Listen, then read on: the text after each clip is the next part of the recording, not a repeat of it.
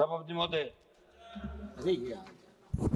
सबसे पहले तो मैं आपको धन्यवाद दूंगा कि आपने अनुदान की अनुपूरक मांगों पर बोलने का मुझे समय दिया। सभापति महोदय, मीडिया के माध्यम से सुनते हैं कि सरकार ने जो भी घोषणाएं, जहाँ चुनाव होते हैं जिन राज्यों के अंदर, वहाँ अतिरिक्त बजट की घोषणा भी होती है, लेकिन दुर्भाग्य से 2014-19-24 के अंदर राजस्थान ने आपकी सरकार बनने में महत्वपूर्ण भूमिका निभाई।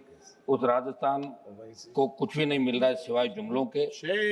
विशेष राज्य का दर्जा देने की हम लोग लगातार मांग कर रहे हैं और हम ऐसे प्रांत से आते हैं जहां आप पुराने किस्से कहानी भी सुनोगे कि किस तरह लोग 20-25 किलोमीटर तक सर पे किस तरह तालाबों से पानी लेके आते थे। वो परिस्थितियां भी राजस्थान से देखी। सभापति में मेरा आग्रह है कि आप लोग विशेष रूप से जो वित्त मंत्री जवाब दे तो इन बातों का ध्यान रखें। देश के नागरिक 2 जून की रोटी को तरस रहे हैं और ये स्थिति तब है जब सरकार कई जन कल्याणकारी योजनाओं से गरीबों को लाभान्वित करने की बात करती है। विशेषज्ञों का यह भी कहना है कि विगत 5 वर्षों में गरीबों की स्थिति यथास्थिति के अंदर है। आप सत्ता पक्षी लोग विपक्ष पर आरोप लगा जिम्मेदारी से बचना चाहते हैं, मगर ये देश समझता है कि मोदी जी का तीसरा कार्यकाल, ऐसे में पहले कार्यकाल में तो आपने विपक्ष पर आरोप लगा दिए, लेकिन फर्स्ट सेकंड थर्ड अब लोग कुछ काम आपसे चाहते हैं। देश का जवान आपसे काम चाहता है, देश का किसान चाहता है, देश का प्रत्येक वर्ग मोदी जी जो घोषणाएं करो धरातल पे कैसे हो, ये देश का जनता चाहती। बेरोजगारी और भ्रष्टाचार, मोदी जी, वित्त मंत्री जी, सदन के माध्यम से बताना चाहता हूँ, पिछले कुछ वर्षों में बेरोजगारी की समस्या के समाधान भाषण तो बहुत है इस सदन में भी और सदन के बाहर भी, लेकिन दुर्भाग्य से बेरोजगारी को रोकने के ठोस समाधान आप लोगों ने नहीं किए। खाली पद भरे हुए हैं, केंद्र की जितने भी नौकरियां, स्टेट की आप देख लीजिए। मैं जब राजस्थान जिससे आता हूँ, राजस्थान स्टेट की नौकरी में 5 लाख पद खाली है। और सबसे बड़ी बात, आप किसान की जमीन ले रहे हो, उद्योग लगा रहे हो, तो वहां तो कानून बना दे कि कम से कम 80% स्थानीय लोगों को रोजगार मिले, ताकि लोगों को बाहर कमा के खाने के लिए नहीं जाना पड़े। ये बेरोजगारी की ऐसी समस्या है कि इसका अगर आपने इलाज नहीं किया, वो दिन दूर नहीं जब बेरोजगार खुद अपना हक अधिकार मांगने की राजधानी को घेर लेगा और आप देखते रह जाओगे जैसा दूसरे राज्यों के अंदर हो रहा है। तो नौजवान का विशेष रूप से आप ध्यान रखें, क्योंकि नौजवानों ने तीसरी बार आपको सत्ता सौंपी है। नहीं तो आप विपक्ष पर आरोप लगाते लगाते कहीं खुद विपक्ष में नहीं बैठ जाओ। उर्वरकों की कमी से जूझता किसान, सभापति महोदय, अक्टूबर माह के अंत के एक समाचार में पढ़ रहा था, रबी सीजन के लिए भारत सरकार ने फॉस्फोरस और सल्फर उर्वरकों पर सब्सिडी बढ़ा दी और किसानों को मूल्यवर्धित राहत देने के लिए 37,952 करोड़ रुपए आवंटित किए। मगर मैं बताना चाहता हूं कि चाहे रबी खरीफ किसानों को डीएपी और यूरिया समय पर मिलता ही नहीं, मांग के क्रम में आपूर्ति नहीं आती। मेरे राजस्थान में सरकार ने खाद की खरीद के लिए लाइन पे खड़े किसानों पर लाठीचार्ज किए।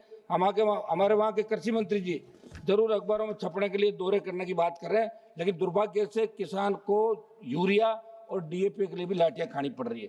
सभापति महोदय, मेरे राजस्थान के अंदर सरकार से मैं मांग करूंगा, करौली सवाई माधोपुर जिले की सीमा पर प्रस्तावित डूंगरी बांध निर्माण के विरोध में आंदोलन चल रहा है। 4-5 बड़ी महापंचायतों में हजारों की तादाद के लोग वहां इकट्ठा हुआ, बिगड़ सकता है। ग्रामीणों के अनुसार इस बांध से उनकी उपजाऊ कृषि भूमि, प्राकृतिक जल स्रोत और सांस्कृतिक दौड़ नष्ट हो जाएगी। साथ ही रणथंभौर टाइगर रिजर्व और कैला देवी वन्य जीव अभियान का 22 से 37 वर्ग किलोमीटर हिस्सा भी डूब क्षेत्र में आ सकता है, जिससे पर्यावरण को गंभीर नुकसान होगा। साथ ही पहले चरण में छिंतर गाँव के लगभग 50,000 दलित, आदिवासी, मीना, गुर्जर और किसान परिवारों के विस्थापन का भी खतरा है। सरकार इस पर पुनर्विचार करे। सभापति महोदय, मैं एक मिनट, सभापति महोदय, समाप्त। हम वो लोग हैं जो कोरम को पूरा रखते हैं लास्ट तक। आप इस तरह नहीं करें, 1-2 मिनट एक्स्ट्रा देर, आप खुद सिंगल मेंबर पार्टी से आते हैं, आप 15 बोले समय। सभापति महोदय, एमएसपी को कानूनी दायरे में लाकर किसानों की कर्ज माफी की बात तो मैं कर रहा हूँ कि किसान का संपूर्ण कर्जा माफ करे, एमएसपी खरीदो। आपने राइडर हटा दिया, पहले 25 क्विंटल खरीदते थे, अब 40 कर दिया, लेकिन टोकन जो है वो आपके नहीं हो रहे। और मैं राजस्थान का एक आंकड़ा बताऊंगा जिसमें 2,81,350 मेट्रिक टन मूंग में 42,000 मेट्रिक टन मूंगफली का अनुमानित उत्पादन हुआ। आप कहते हैं कि एमएसपी 25% जीन्स खरीदते हैं, लेकिन 10% आप कंक्लूडिंग रिमार्क्स एक सेंटेंस से कंक्लूड करो ना। महंगाई को नियंत्रण करें साहब, तेल गैस किस तरह बढ़ रही है, किसानों के जो खनन पट्टे हैं उनके खातेदारी के अंदर दिए जाए।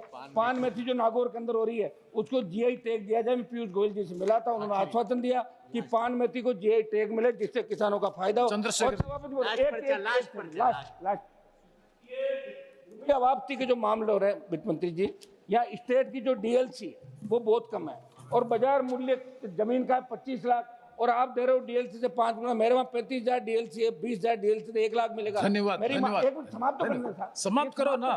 आप एक सेकंड में ये बोल देता हूँ साहब, ये लास्ट चंद्रशेखर जी, प्लीज। एक सेकंड साहब समाप्त करने दो साहब, मैं मांग करूंगा। हनुमान नहीं समाप्त करेगा।